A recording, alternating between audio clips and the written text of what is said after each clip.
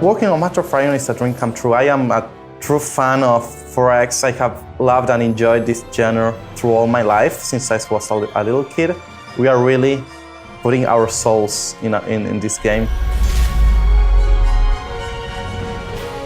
We tried a lot of different things.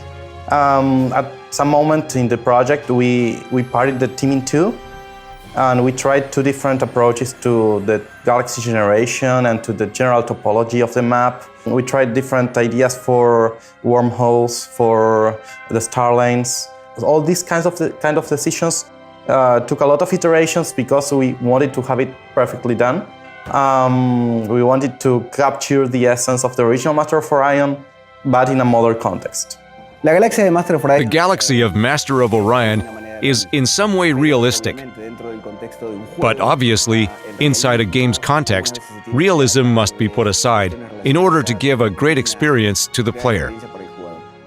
We've proposed a galaxy generator that will provide us with tools to generate multiple galaxies in several ways, all of them being possible in science fiction, but they are obviously not necessarily realistic. Master of Orion happens in a whole galaxy, an entire set of a lot of stars, planets, and places to explore, and it has to make sense.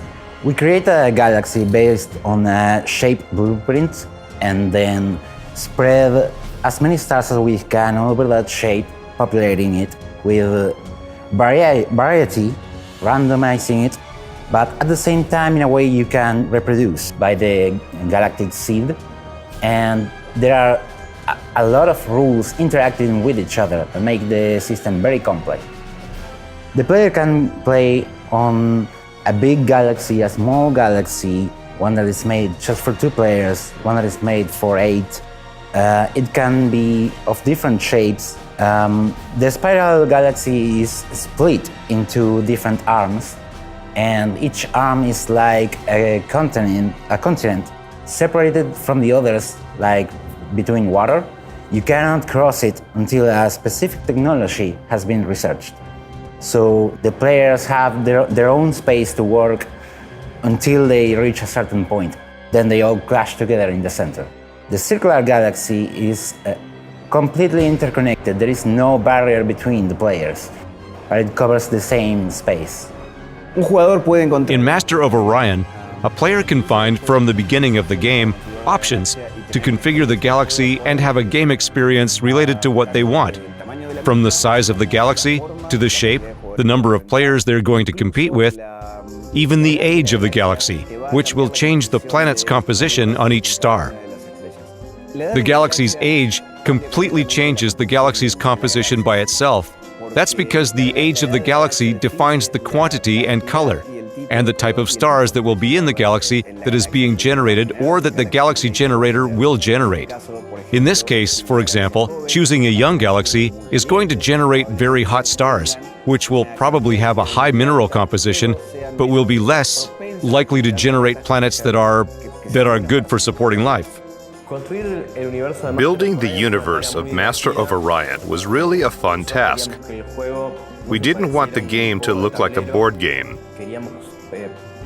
We wanted to give the player an immersive experience. And that's why we used reference pictures from NASA, from the Hubble telescope, from illustrations. We really wanted to make the players feel that they are inside a universe full of color, where there are millions of things to discover and to find something unique every time they arrived on a planet to create a fun experience. The player can find what everyone expects to find in space: planets, asteroids, and all the other obvious things in any game of this genre. However, in Master of Orion, it is possible to find pieces that are related to a bit like the original game spirit. One can find space monsters. One can find other alien races. These independent civilizations are planets that chose not to become starfarers because they don't have the technology or because their leaders didn't want to. And these planets will be are an interesting part of the economy and the game's development, both in the middle game and in the end game. Tanto en el mid game como en el end game. The player starts in one star. It doesn't know the map of the galaxy, and each star is interconnected to each other by star lanes. Star lanes are good for adding board control. It's a place you can defend, it's a place you know the other players have to go through to get to your planets.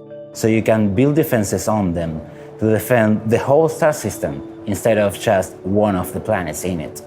Or make a barrier to prevent another civilization from getting across a certain region of the galaxy.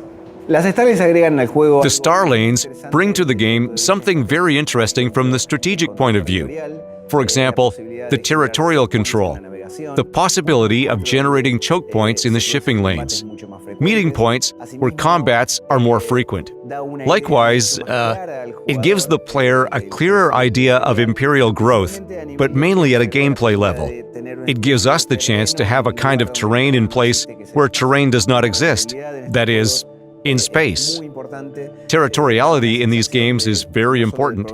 It gives a feeling of not only progress, but of ownership, and not having territoriality is impossible to transmit, yes, particularly to transmit this feeling to the player.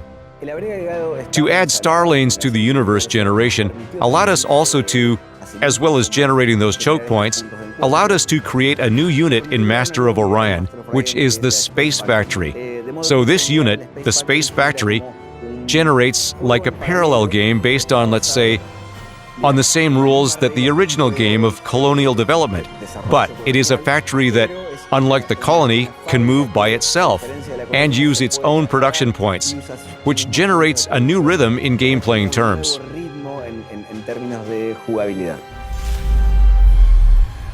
We had to make the UX super clean because this game is a deep game and it has a lot of information, and all the things you do in games is UI.